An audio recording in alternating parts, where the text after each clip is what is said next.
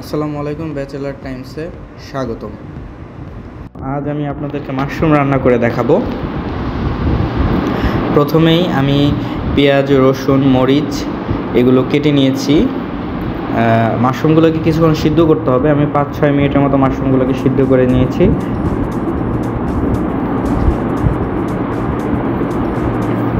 এই পর্যায়ে কড়াইতে আমি তেল দিয়ে নেব। তেলে আমি পেঁয়াজগুলো ভেজে নেব।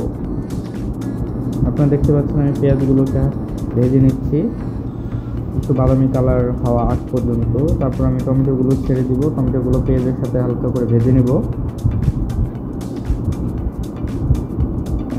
আমি নেড়ে চেড়ে ভালো করে মিশিয়ে নিচ্ছি। তারপরে আমি আদা রসুন যেগুলো বেটে নিয়েছিলাম সেগুলো দিয়ে দিব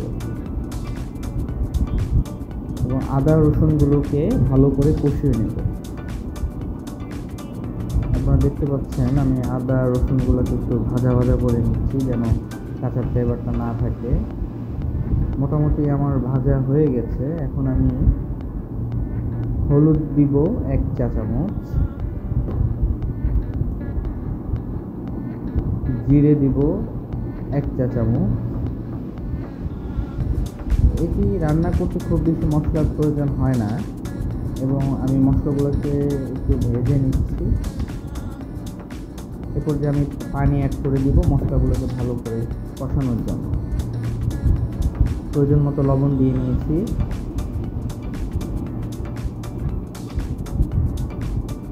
এখন আমি টমেটো এবং মশলাগুলো কষিয়ে নিয়েছি। এই পর্যায়ে আমি মাশরুমগুলো ছেড়ে দেব এবং তা মশলার সাথে ভালোভাবে মিক্স করে নেব। তারপর আমি ঢাকনা দিয়ে ঢেকে নেব।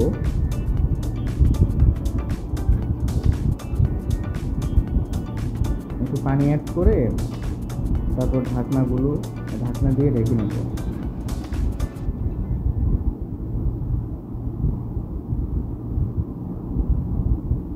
আর 2-3 মিনিট পরেই আপনারা দেখতে পাচ্ছেন আমার মাশরুম রান্না প্রায় হয়ে গেছে। এটি রান্না করা খুবই সহজ। আপনাদের